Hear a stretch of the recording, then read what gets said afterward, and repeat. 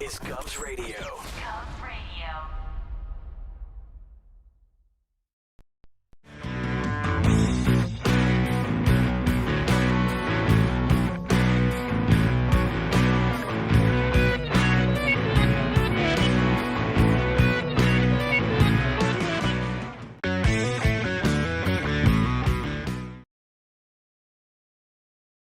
Hey, good evening, and welcome to another episode of FlipTrax Radio, coming to you live from Governor's Comedy Club.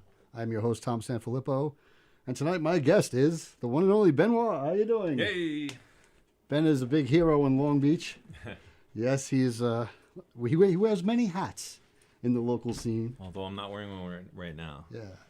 And I admire all that he does there, actually, being a part-time resident or Long Beachonian. What do you call them? Long Beach Arians? Son of the beach, Long Beach.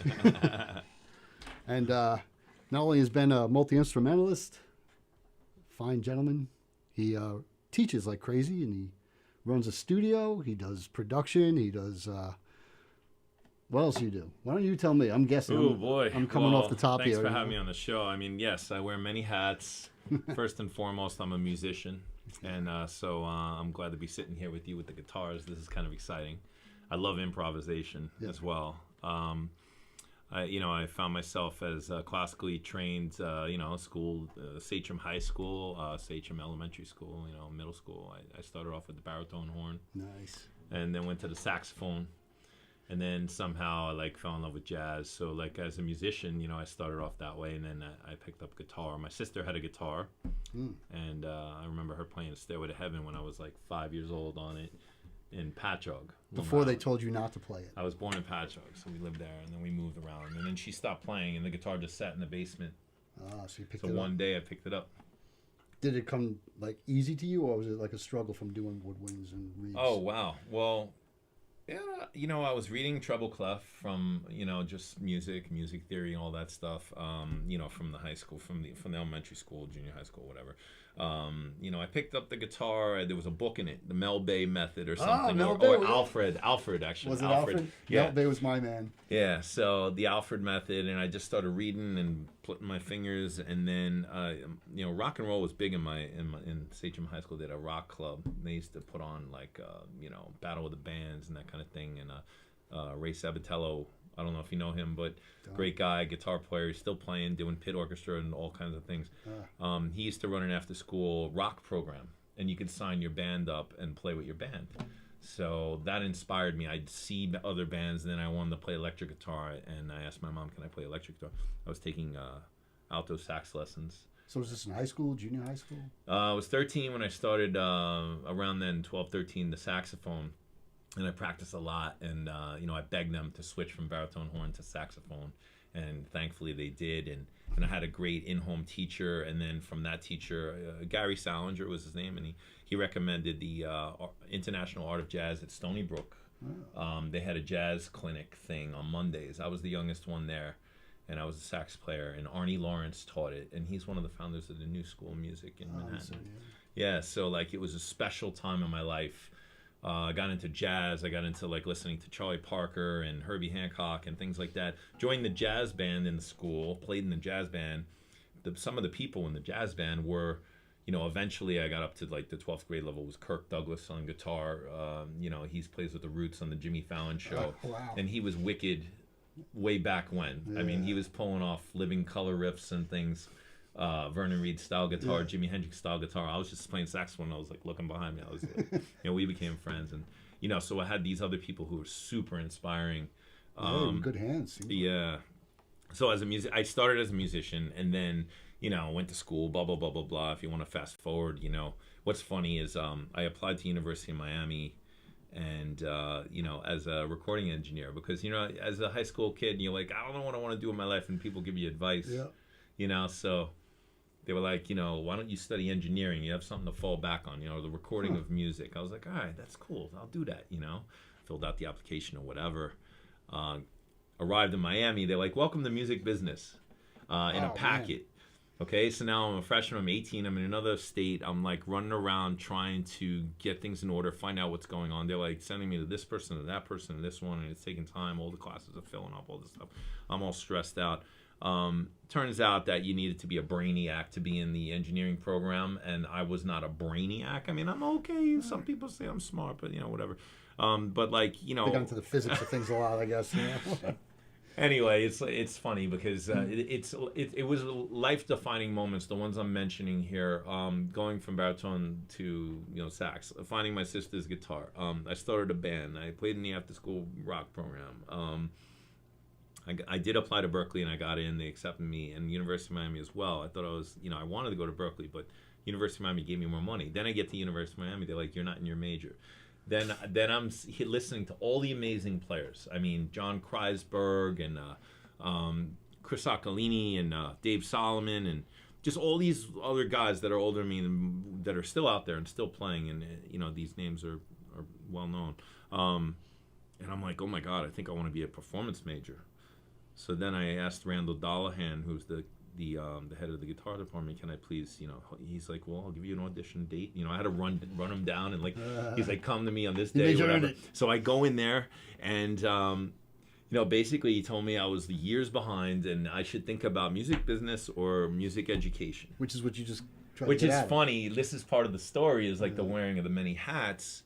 Even though my heart was set on learning engineering as my major or performing as my major, which I had to audition 3 times to make a long story short. Finally let me in on conditional status, and then I was the only guitar player to stay and graduate in my year.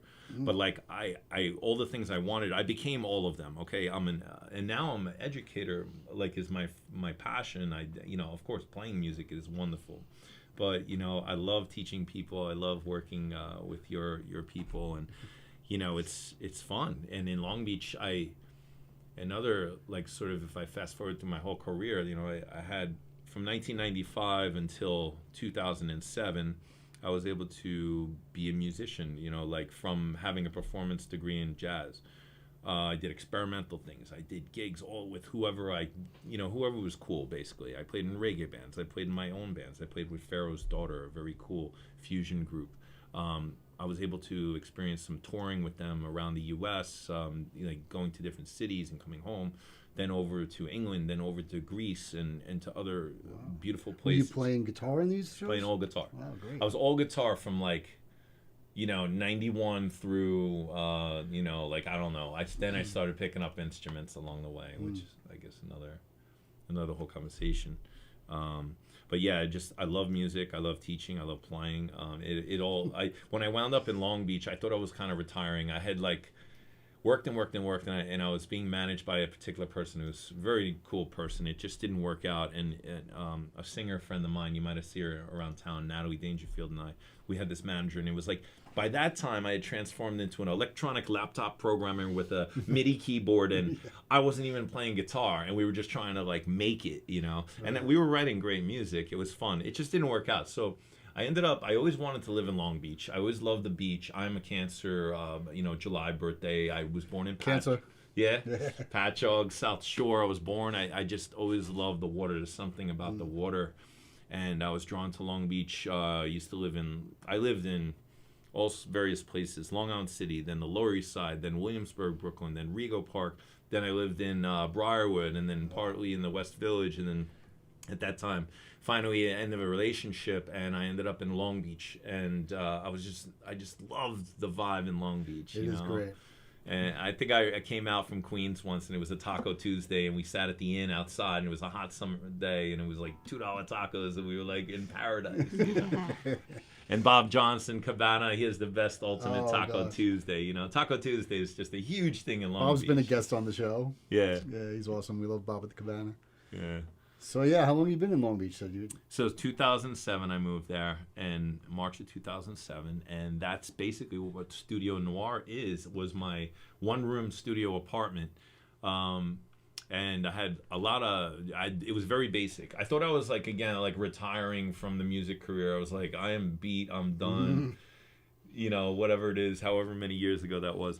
And, but of course I wanted to play and this and that, started meeting people and started meeting the right people that helped me along the path. Johanna Matheson is one I have to mention, Artist in Partnership, and just a whole bunch of people in Long Beach. So she invited me to Arts in the Plaza before I was involved, and I wound up on the cover of the Herald, and I played like 2 hours for tips or whatever, and that was like the start of me being connected to Arts in the Plaza, which is every Saturday. It's Long Beach's weekly art and music. It's like a fair. It's a cool scene. Is it right by the town hall, right? Right in front of City Hall. We got to get you over there. We got to get you and your band there. It would be great. That'd be great. So it's like I started playing there, and then I got involved. My wife got involved. We got more involved in the the planning, and I started booking the entertainment and such. 2013, around that time, maybe even 2012. And then the musicians weren't getting paid much money, if anything. So I created this with Sammy, my wife Sammy Hoop at the time, who was making hula hoops and vending there. Mm-hmm. We created a sponsorship package type of. We need sponsors to pay for the bands, In 2013, that started, and it's been going on ever since. So shout out to our sponsors, artsintheplaza.com. Awesome. Like I said, I have nothing to talk about, really. Now that happens every Saturday in the summer? Yeah, from Memorial Day weekend through Halloween. Wow. Yeah. We were there on the tail end. I showed up one Saturday and you were playing. Name escapes me. Bass player in. Bakiti Kamalo. Yeah, Paul Simons. Yeah, he was. That was a highlight of my career. Working with him. First, I used to go see him play at the Jazz Festival in Long Beach, and I went up to him just to say hi and get a picture, and that was 5-6 years ago or something like that. So, I could tell he was a friendly guy. I saw him there twice, and I loved his style of playing, and he would do this South African kind of stuff with his mouth always. And he was just a friendly, good person, Right, yeah. So, I don't know, it was like on Facebook or something we were communicating.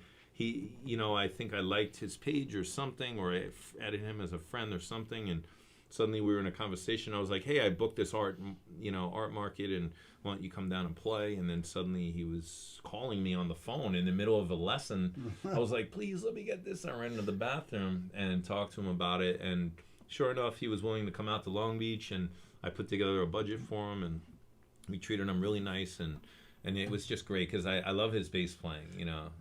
I love his bass style. Diamonds on the Soles of Her Shoes is one of my favorite songs. And, that whole Graceland record. Yeah, the Graceland record. Yeah. So what's next in your planning? I know you've become part of the Chamber of Commerce. Chamber of Commerce. That's the newest bit of news. I'm on the board of Chamber of Commerce. Who would have thought? I'm like, no music business. Bureaucrat. Well, you went in, I just want to play my guitar. Education, the business education to do it. The music business. Yeah, it's interesting. Thanks to Leah Totzer and Johanna Matheson, again, who nominated me to be on the board, and all the great people. Ian Danby did a lot. He just stepped down, and now James Lynch and Leah are co-chairs, and I went to my first meeting after being a member for like 6 years. How did it feel? It was great. We have two, Arts in the Plaza and Studio Noir. They've both been a member of the Chamber of Commerce, and I share their stuff, and I'm always working. I love it. I have a very full work schedule. I worked up until 7 tonight and rushed over here in my car, and I appreciate you making that. I know you usually have something happening on Monday nights too, right? Yeah, and right now they're in the studio jamming out, And lucky me, I have some great people I work with, Alex Kaufman and Ivy Landsman. They're both teaching in my place, and an up-and-comer Simon Davis. Mm-hmm. He's there playing with this kid Spencer, who's in high school, who's very talented. You'll probably hear him. I'm sure he'd love to maybe come on a show like this one day. Yeah. But you'll see him around town. He's a very talented guitar player. Cool. And you're teaching him obviously privately or just in? Yeah, privately. I've been teaching him for a few years now. Probably somewhere on my YouTube channel is some cute video of us doing some stuff. And he came to me in like 2015 or something like that, and he was like little, Now he's like a big, fully formed person. Yeah, Ben's got a great style of teaching. I tell you, Allie, my girlfriend, her kids, we take them there every Wednesday. We get together and it's a family jam. Her 3 daughters, shout out Juliana, Jackie, Alessandra, Allie, and they're picking up every week. You can see that they're Their confidence is getting up there. They're getting more psyched to play. They look forward to it every time. It's Oh, never that's like, good. oh, we gotta go. They're more like, when are we going? So that's great. And I love how you just work the room. Like you go to one girl, do this, do this, do this. No, you do this, you do this, you do this. And even if you don't know it, you're going to do this and you're going to do this. Yeah. And it's really a very free form way of just getting them involved without beating them over the head with some kind of a pressurized way of learning, you know. Mm-hmm. Thank you. Yeah. Yeah, I mean, it's something that I teach privately, and it's always like just kind of winging it I don't have a curriculum or anything. Like, it's just going according to the organic day. Like, what do you want to do today? Oh, let's work on this. Or, you know, do you have any kind of set way of going about it, or is it always just new every time you do it? Well, I've been developing my style for a long, long time. So I'm 48, and I probably taught my first lesson at 17 or 18 to a friend, you know. I think Tracy, if she's out there on Facebook, Tracy Miranda. You know, and she remembers that first lesson, and I remember it too. I remember writing on a piece of loose leaf, you know, some of the open chords, and you know, from there, you know, I went to school. I have a degree.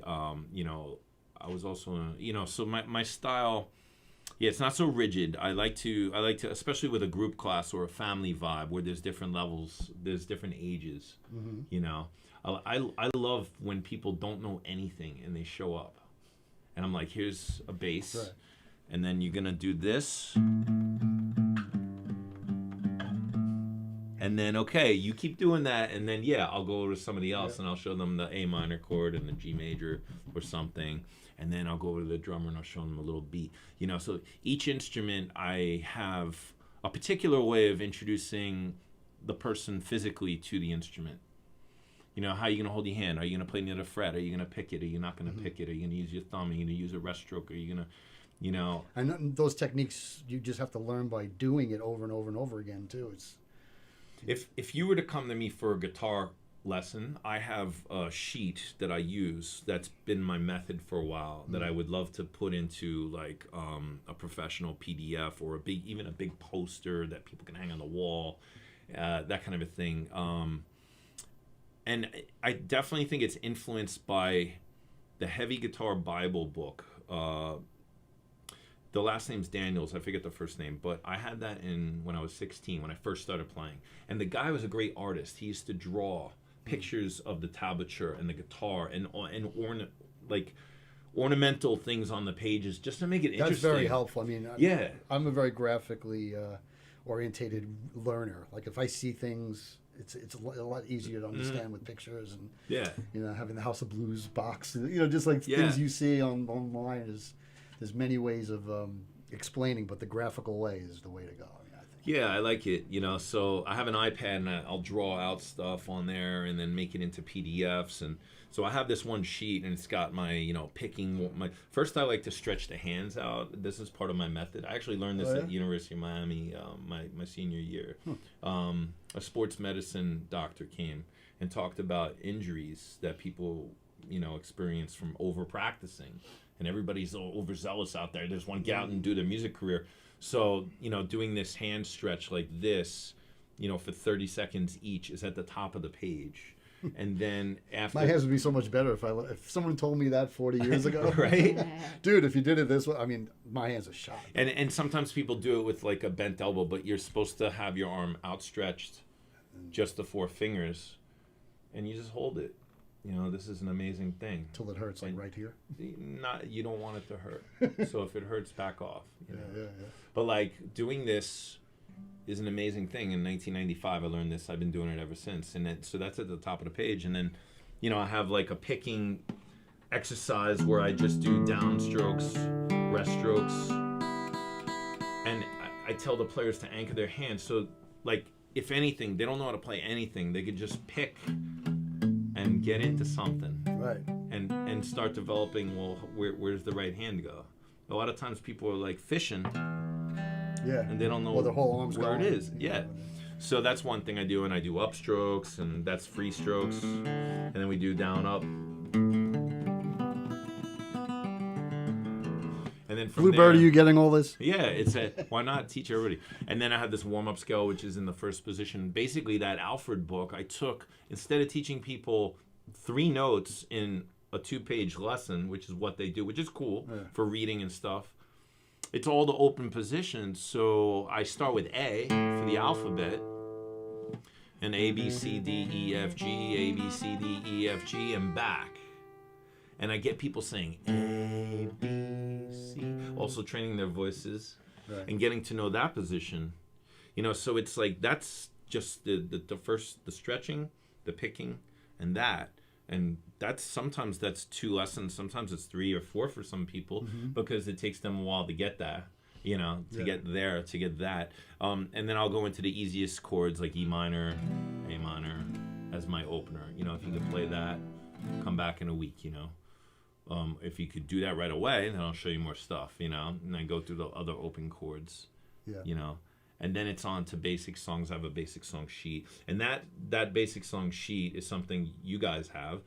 And it developed over time, you know, like students, ukulele orchestra, and things like that, where they're easy, repetitive chord progressions, like Stand By Me and Lion Sleeps Tonight and things like that. You can't always get what you want by the Rolling Stones. 2-chord, 3-chord wonders. Yeah, repetitive chord progressions.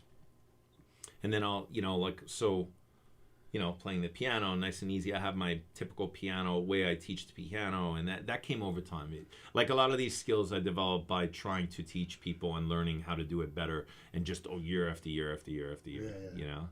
Like at one point I just knew from high school and theory class and watching people like my friend Adam Forgione, or, you know, like just like sort of how he would play and root position chords, and, you know, picked up a little boogie woogie. And then I went to college and I studied some jazz piano and some classical piano, and then I didn't until I was teaching in, like, I don't know, like maybe 10 years ago or 12 or you know, something like that. That's when I started really developing, okay, this is how you play all the scales with 2 hands, or this is how you play more than 1 octave with 2 hands.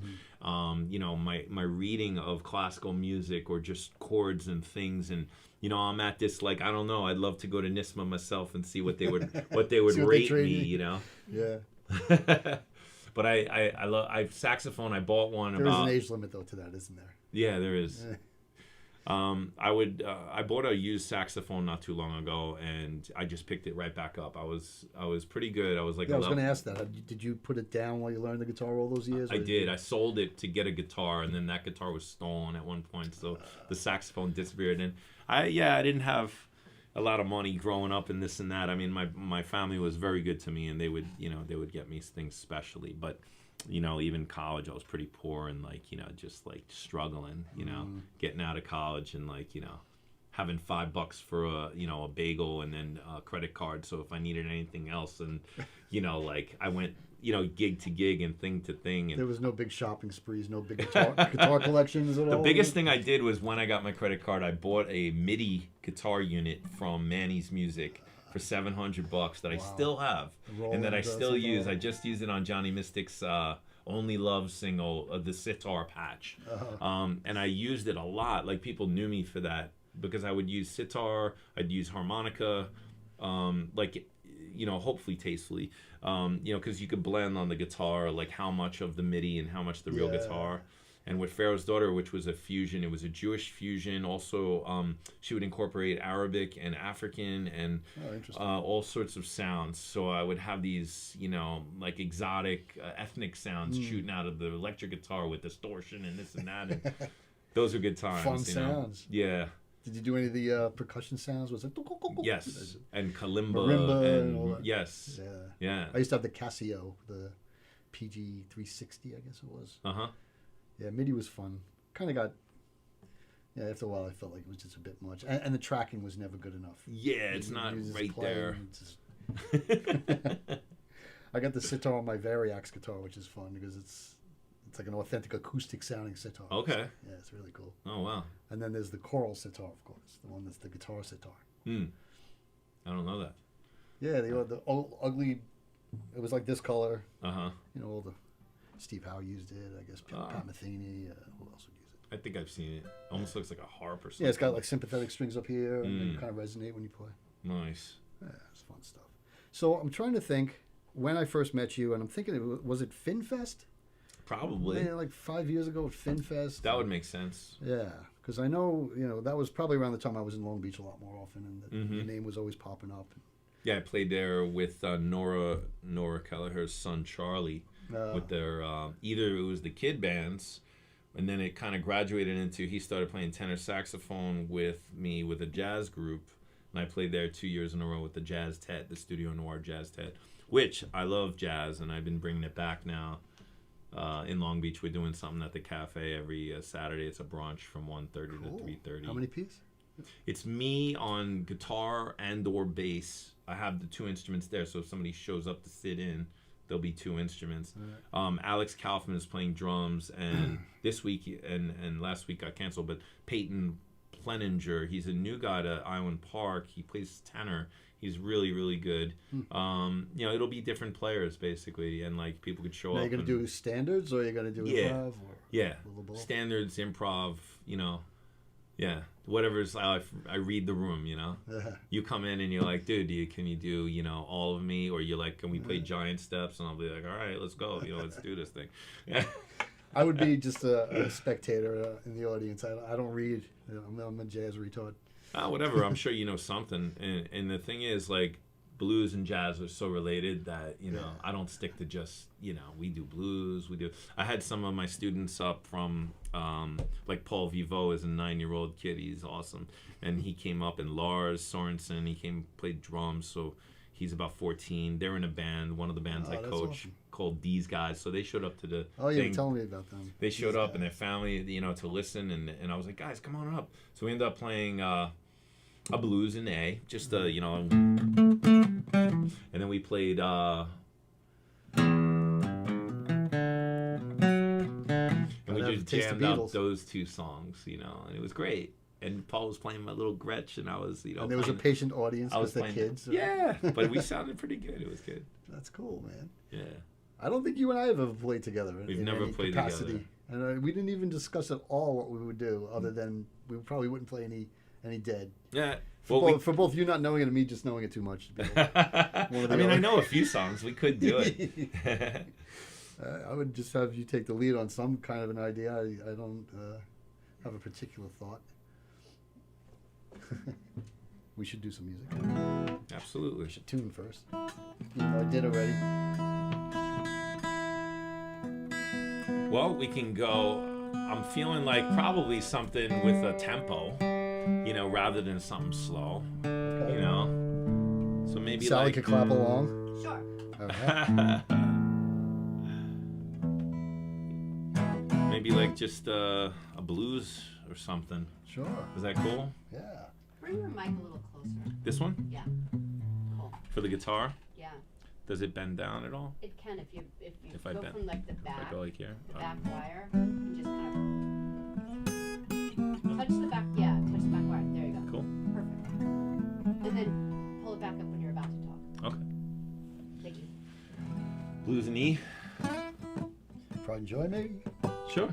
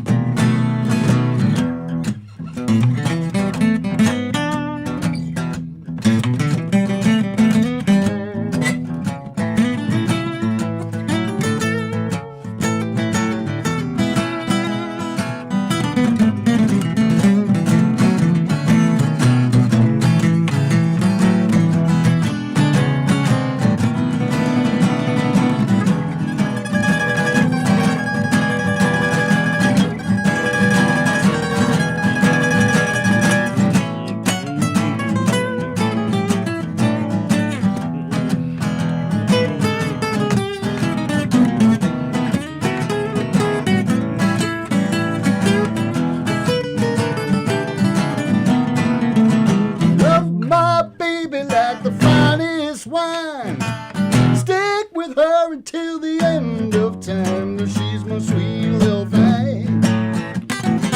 She's my pride and joy. She's my sweet little baby. I'm a little lover boy.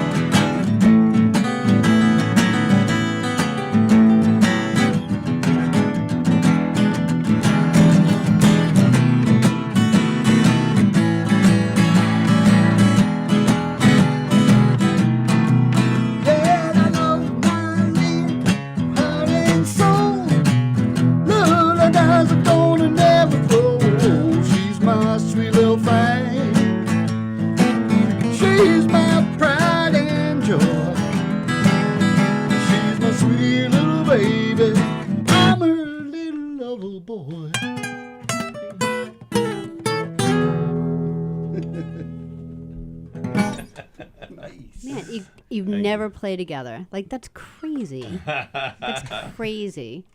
Yeah, that was so good. Oh, Thank you. thank you. Yeah, Sally, I bet you say that to all the guests. No, I do not. She doesn't. Tom's like, she doesn't.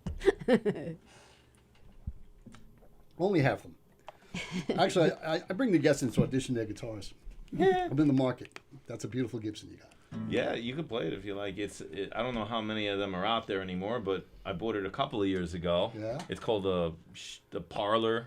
Oh, it is? A Gibson Parlor guitar. Oh, it's a bigger little than more our usual. lightweight. I bought it at, I believe, Sam Ash. That's right, in Carl Place. So you went into that little back room. I went to the back room. I can't wait to go into that back room and just try them all out.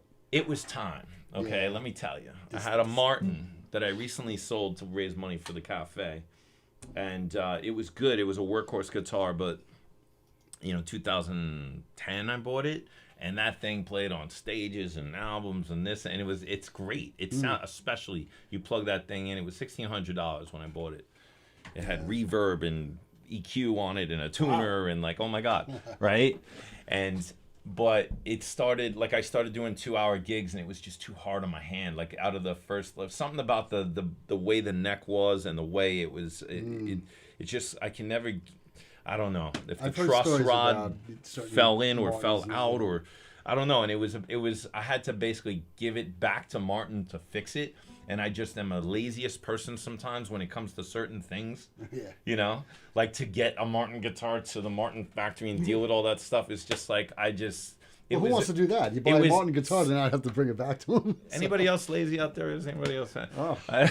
Well, this guitar's been dead for 20 years. I keep playing it. Yeah. It's like, Check it out, man. It's got Check a it crack. out. This is the latest thing, Sally. Crack down the middle. So long story short, my when I said that like 8 times already, but because I talk too much.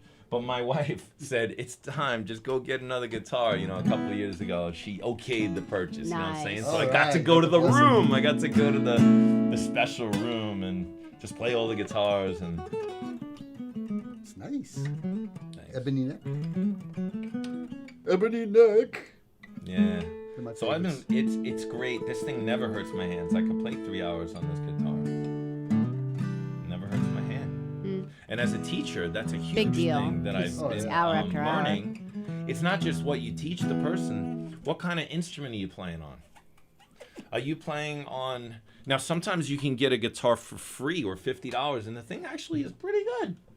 And other times, like you pay $150 and you get a guitar and it looks pretty, and you try to play it and it's like, ow, like it's not a very forgiving guitar. So as a teacher, I like to immediately check out the students' guitars and be like, let me see that, or I help them buy it, or I recommend something, or And you could spend thousands, or a guitar that you buy $300 guitar that plays and feels even good. And the crazy thing is, for leads, this thing I still struggle on this. Yeah. So they came out with that new Fender Acoustasonic. I'd really like to check that out. But you have to have it plugged in, right? It's one of those. Yeah, you could plug it in. I mean, it's like a thin line kind of guitar, right? So, But it's acoustic strings, and it has this. I think it's got the sound hole in it. I'm not sure, but I saw Evan play with it. He actually opened up the Arts in the Plaza season. Evan Carriga, is I it? think I know him. He plays from at the Cabana. Yeah. So he had it, and it just sounded beautiful. And then ever since then, I've wanted to try one, and they're not always available in the stores. Plus, they're super expensive, and I already spent all my money on this. Then I get back to the drawing board. Then I went out and bought. I play with Johnny Mystic a lot, and he needed some low end. I'm his producer, so I bought a 5-string fretless bass because I just kept on hearing fretless bass. And working with Bakiti, I was listening to a lot of recordings with his fretless bass, and I was like, I gotta get a fretless bass. So I started shopping. I got an Ibanez. It's such a gorgeous, beautiful instrument. And it's a 5-string fretless Ibanez bass. I never owned the fretless or a 5-string. People would hand me, George Ariza is a great musician. He would come to the gig with a 5-string, and I'd be like, he'd hand it to me because what we do in the Latin jazz group Guardavitas, he's a great saxophone player, and then he also plays other instruments, one of them being bass. So I'd be playing keyboard in that band, and then later on at the very end, I was also strapping my Strat on, so I'd be like Santana ready, Yeah. But we were doing all Cuban and Latin stuff. Shout out to Victor Perez, he founded the band with me, and so we'd be doing we'd be jamming, and I'd be like drum solo. So then he'd give me his bass, I'd put it on, he'd go to the saxophone, and then he would tear up the saxophone like crazy good. And I'm playing on the bass. But sometimes he would have a 5-string bass, and it would totally throw me off. And I was learning how to play 5-string on stage, and it's really kind of embarrassing and awkward. And how many times you hit that little beat? Yeah, And it's like an E. Oh, what am I doing? Oh. Yeah, it's just weird, So I had to buy one. Anyway, I bought this nice one recently. It was a big investment, but it's such a beautiful instrument. And I bring that out to the jazz brunch, and you'll see me around town with it and playing with Johnny Mystic and stuff. Yeah, the only fretless I have is my very first electric bass. It was left behind in my friend Dave Diamond's house, and his brother knocked the frets out and filled them. And I just recently got it back after 25, 30 years, and so now I got a fretless. Oh, wow. But it's hard to play, because the guitar, it was a precision imitation by a company called Memphis. Remember them back in the 70s or 80s? And it was the cheapest guitars. The neck is really big and fat and annoying. But it's fun. Whatever. If it works, it works. It works. Sometimes they made instruments really well in the 70s, 80s, all these weird things and guitars in Japan. And, I'm on Facebook every day checking out, different, the marketplace, just what's out there. I'm crazy. It's, what do they call it? GAS. I got gear acquisition syndrome.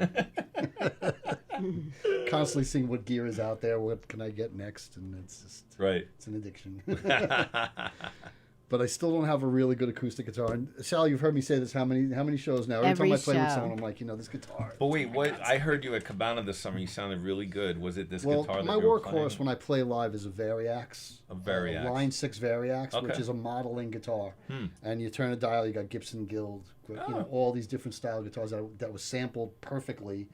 And there's just no feedback problems. There's no, weird low end coming out. It's just a very bright, crisp sound. And, yeah, that's what I felt. But you can't play it in a room like this because it's a solid body. So it's just... Right. The Cabana sounded so good with their new speaker system that they put in. I mean, it's great. I was there for Josh Sticks just this past Saturday. I came back from a recording session. I don't think he fixed his PA, though, yet. No, but Bob has a house PA that took a dump, and but if you go in there with anything that can plug into the house, then you plug right into a speaker system, and it's all over the place. It's amazing. Yeah, it is cool. You're heard everywhere, even out in the portal. Yeah, you were outside and I was inside, and I heard you loud and clear. It was beautiful. Yeah. Yeah, I'm about due to go back there. When are you back there? You have any dates lined up? You know, I Where let you Bob plugging? do his thing, You do the and then cafe I'm mostly? in the background. I let you guys all do your thing. I'm not like one of those guys scrambling for the dates and the gigs. You know, Yeah, that's just that part was of me life. way back when. You know, like I live right there. I work so much.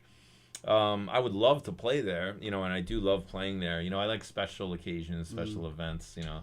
Cinco de Mayo or Irish Day. Yeah, whatever. Like I proposed to my wife there, so Cabana's a very special place. You know, I was doing Bob was good to me early on as well. My friend Taylor happened to introduce me probably on an Irish Day, and he, you know, he's like, Bob. This is a funny story. So I get to Long Beach and it's a hot day, and I'm working kind of guy, and I got like a half an hour to eat. So I sit down outside in the parking lot of Cabana, and the waitress comes over. She, you know, gives me the menu and walks off, and then I'm waiting, and I'm like, oh, I only have like a half an hour to eat. I gotta put this order in. So I use my cell phone to call to call the restaurant and be like, hey, can you guys come out? I want to order, you know, like, and the waitress came out, and like I got my food, and it was great. I think it was like a taco salad or something. And but Bob remembered that. He thought it was funny. He came out. He's like, oh, he's like, you called, you know. Yeah, and that's how we kind of met, you know. And then I met him at the Irish Day, and he found out I was a musician. He's like, let's get you in here. And then he booked me a gig, and I played with Ben Brewer, who's my cousin. He's now more of a guitar player, but he was a bass He's player. not your cousin anymore? No, he's a bass player. He's really good at both, you know. And then I think Dave Burns, who you might know, I don't know, if he was in Nassau County for a while. He's in Florida now, but he was on the drums just randomly. It was, you know, we did covers. I played my Gretsch. Actually, it's funny because the Gretsch has come out now. I don't know, between the jazz gig and then my friend Ricardo was telling me, come to the city and play at Quad Studios and bring your Gretsch. And so the Gretsch is coming out again. It's good. It's a nice guitar. I bought it at Sam Ash as well. Shout out to Sam Ash. Who shouts out for Sam Ash anymore? You know? Hey, I'm looking for some help, you know what I'm saying? Like, I need a sponsorship. You should get one for that guitar you have. I plan on going in there soon and visiting that back room, smelling Go to the back room. all the spruce and rosewood. And see which one calls out to me. I mean, seriously, Like I've never Harry shot Potter for an with the acoustic wand. guitar. See what that's all about. Want to play a little more? Yeah, let's do another one before Yeah. we got a little more time. This is good. You sing us a song. Sing a tune. Put your thing a little bit lower. If I'm going to sing? Like, take it from the wire. Yep. Yeah, Go all the way down. Yep. you got it. Oh, you're gonna sing? I might. I don't know. You might. I'll pick you up. Huh. Wow. Well, I thought about, like, oh, what can I do? And Long Live Long Beach is a song I wrote about Superstorm Sandy. It's in the key of C major. Sure. We could do it kind of regular and then maybe reggae it up a little or something like that. You know, the main you'll catch the main progression. It's pretty. I would say play maybe just some leady things first. All right, this goes out to everybody. LB Leedy. LB Leedy. Anyway, it goes out to everybody out there.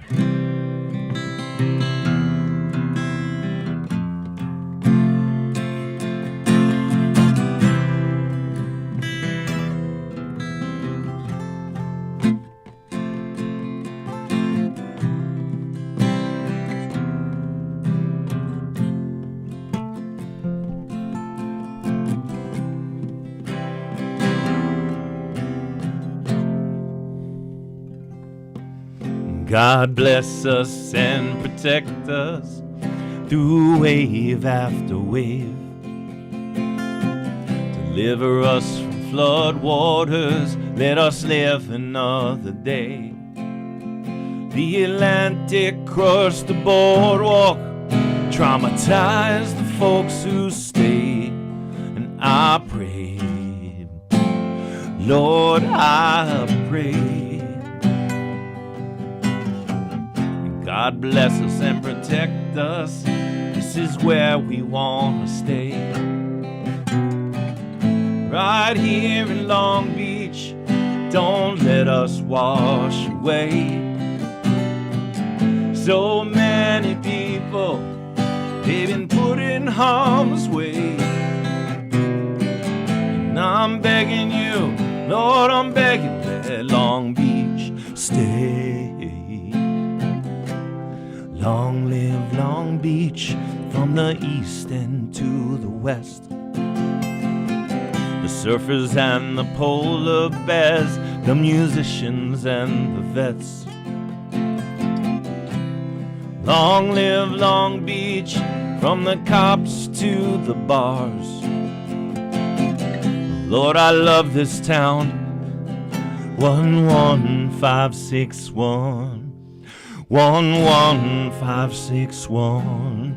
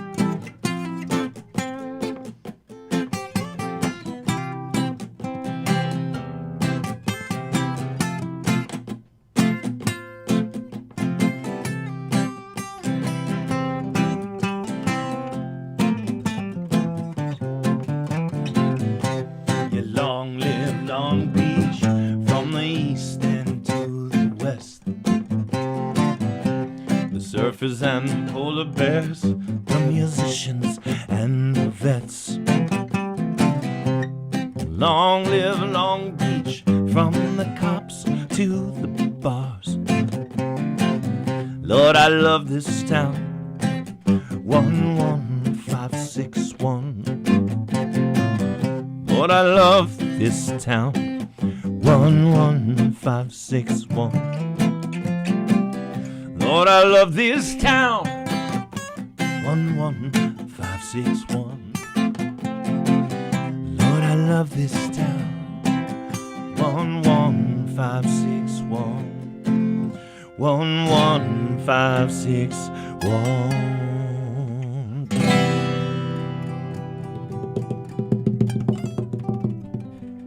Nice. Thank you. Yeah, that's a great song. Yeah, good for you. That was great. Thank you. Yeah, nice. And the zip code. How often do you get a zip code in the tune? Right, never. That's Yeah, if you steal my credit card, you'll know what the punch is. that's my pin. I thought it was Bosco. Wait a second. Anyway, yeah, I mean that was a tragic moment. Yeah, Long Beach got Yeah. so hit. Yeah, devastated. And I was blessed. My wife and I had she rented on Vermont Street, and her place was okay.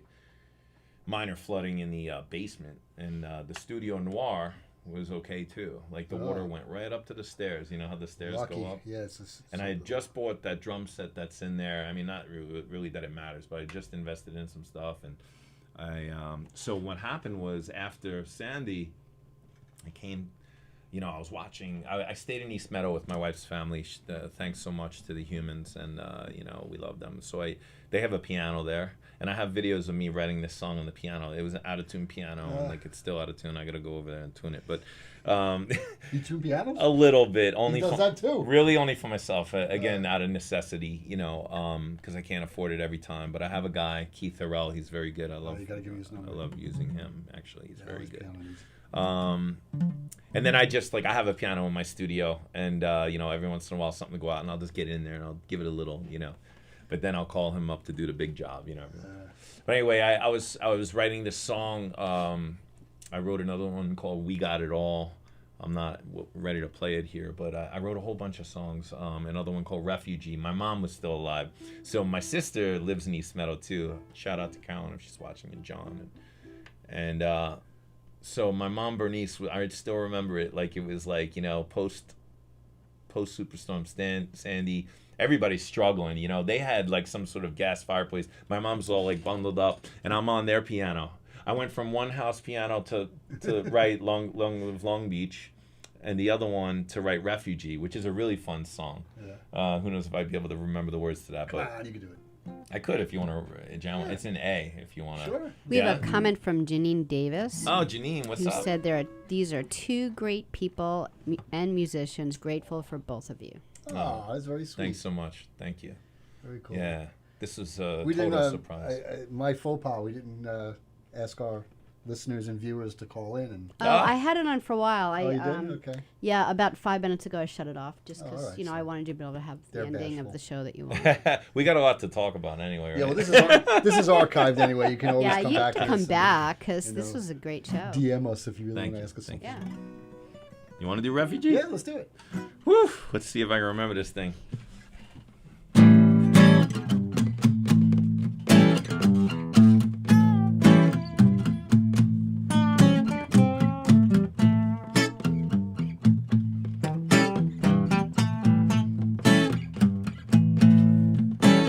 Yeah, I'm a refugee from the city by the sea. Come on and rescue me. Yeah, I'm a refugee. First came and the waves, high tide, full moon, it was insane. The water kept rising away to win. She broke down the boardwalk and rushed on in. People's houses flooded, it ain't right. Holding on to dear life into the night. When it was all over, we prayed for the best. Sad they left Long Beach a soggy mess. Yeah, I'm a refugee from the city by the sea. Come on and rescue me. Yeah, I'm a refugee. Woo!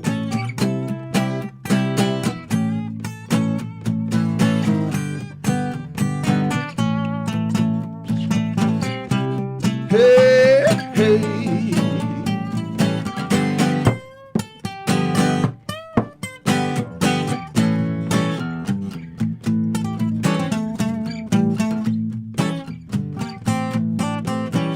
Come on, Tom.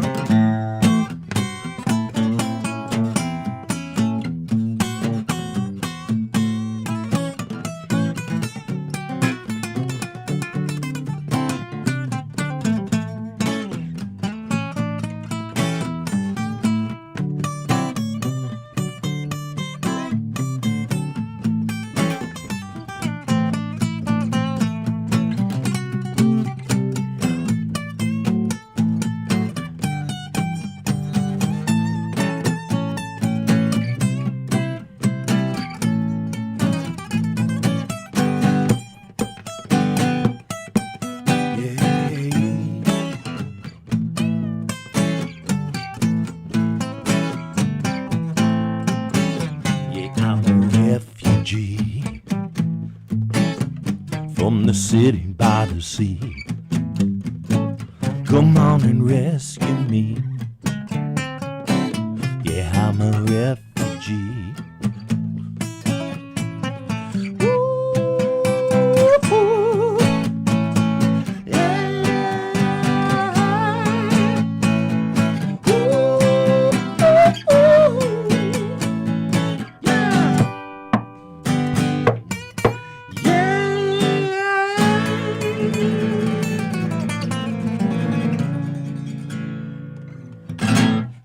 That's another cool tune, boy. Thank you.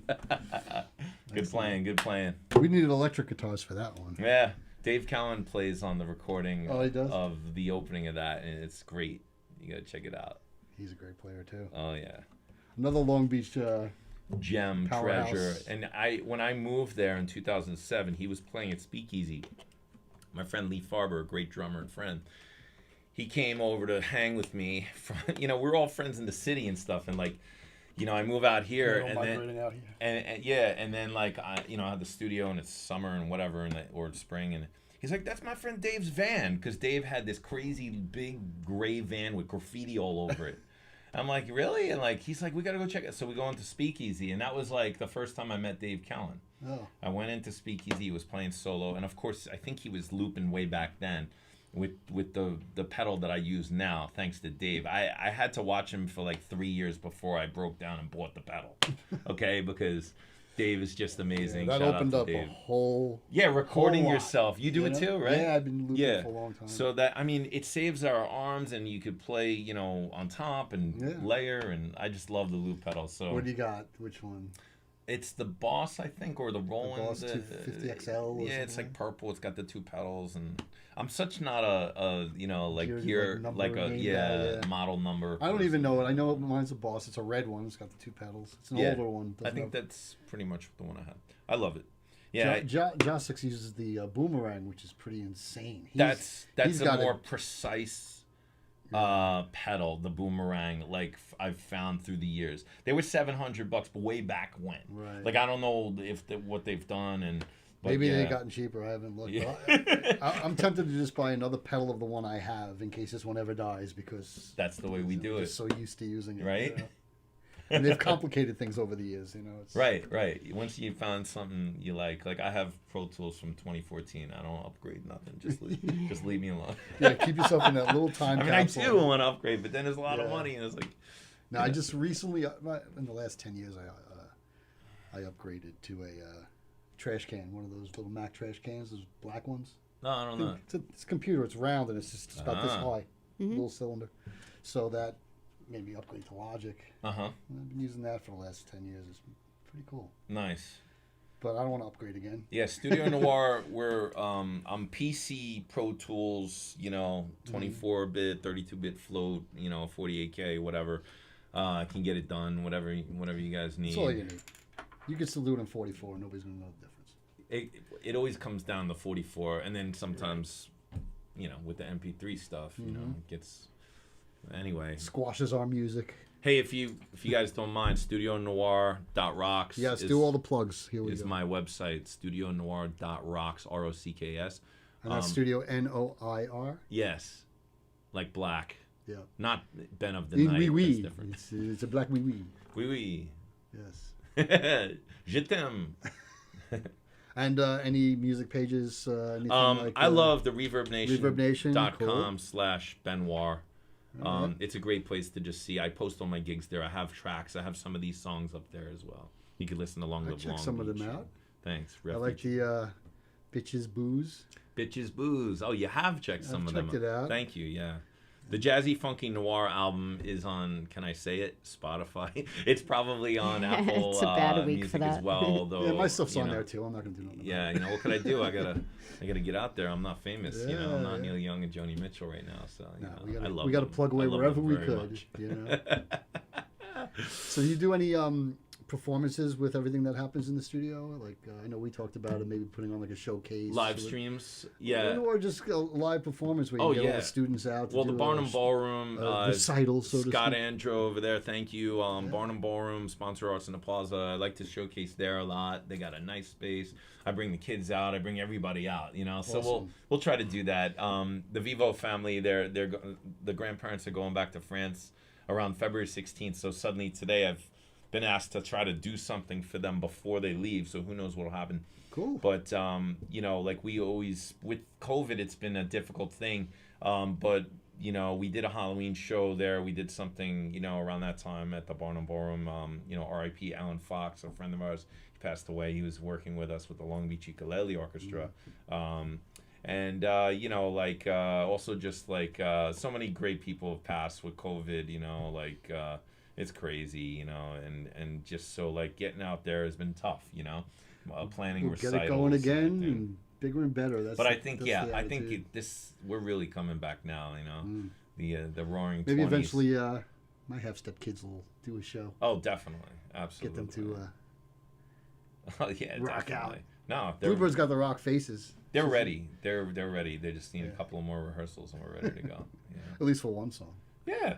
Well, that's also the jazz brunch for me is an opportunity to bring up students. They come down, they eat a little. Hey, come on up for a song. You know, if you're ready to do a little All Along the Watchtower, let's do it. You know, Yeah. It doesn't have to be just jazz. It's just jazz is the center for me, and I love practicing music and expanding my mind and just trying to get better at the different instruments. So jazz. Yeah, does all the that. teaching does definitely help your own abilities out. I find it. At least it builds your repertoire. It You know, could. I'm It could. teaching songs, and I'm like, oh, I'll start doing this one live. What the heck? You know, I learned it. now. Exactly. Right. You learned it already. Yeah. Yep. That's where it goes now. Like a lot of the songs come from students. You know, like Absolutely. which is always cool. Yeah, absolutely.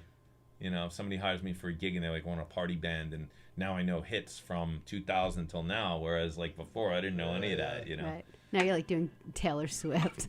Yeah, why not? You know. Yeah, she's great. I love the documentary I saw on her recently. It was a really great story. Yeah, it is. You know, I love hardworking people. You know, persistent, hardworking people. Then you'd love the Anvil documentary. Anvil, yeah. Well, Anvil is about this metal band. Yeah, who, the metal band, yeah. Yeah, they had a big claim to fame, and then they went back to working their day jobs, and they're just like. Really. It's a sad, depressing. It sounds really but sad, at the same Tom. time, it's kind of like heartwarming. You root for the guys, you know. Wow. Yeah. But they're hard work. You know, just they- a typical documentary. These people working their asses off, you Yeah. know, and trying to make it, and making it, and then losing it, and trying to get it back. And Mm. Taylor Swift, I don't know. It's a whole other story. I don't Well, know. we should open up for Anvil, me and you. We gotta go to Canada first, which is where they are. Let's go to Canada. Ah, no. Montreal is a great place. It feels and- like Canada out there right now. Yeah, I know. It was Yeah, Canada we're last here. weekend. The Canada You don't have to came go down anywhere for a for visit out there. I'm waiting for the sunshine in Long Beach again and be playing out on the Oh yeah. open air. That's what we're looking And for. everybody in Long Beach goes down to Puerto Rico around now, except for me. It's like everybody. And we Everybody. never, you know, we never break away from what we do. I mean, I've been invited to go down there and be like, well, when can we do that? When there's always something lined up for us. Speaking for you, but Yeah. you know, Yeah. It's- Eventually, you could say, I'll take a month off and just go somewhere. That's my dream, right? That's almost every musician's dream is, I want 1 month where I just want to go and work on my stuff. You know. I know when I come back, they'll still call me. And not like, we forgot about that guy. He's been gone for 4 Oh, I thought weeks. you were gone. I thought Yeah, you were we gone moved forever. on. We moved on to another guy now. Got to stay on it. So anyway, Ben, this has been great, man. Yeah, thanks Really for having me appreciate on the you show, coming out, man. and, It's been a blast.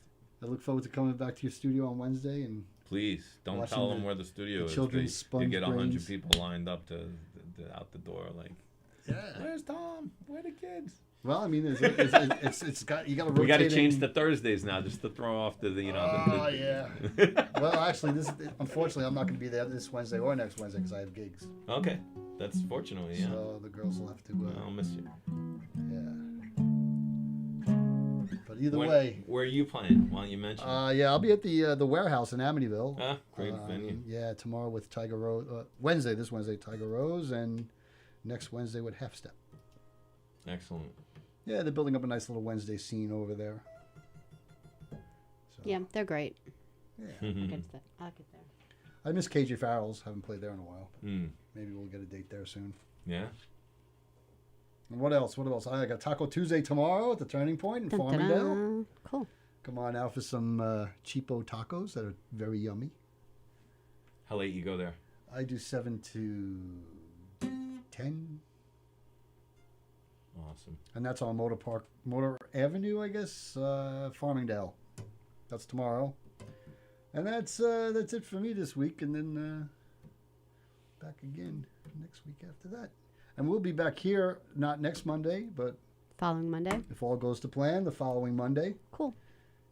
Thank you again, Sally, for My pleasure. controlling everything, pressing the buttons. And we're going to sign off here. Once Okay. again, Ben, thank you so much.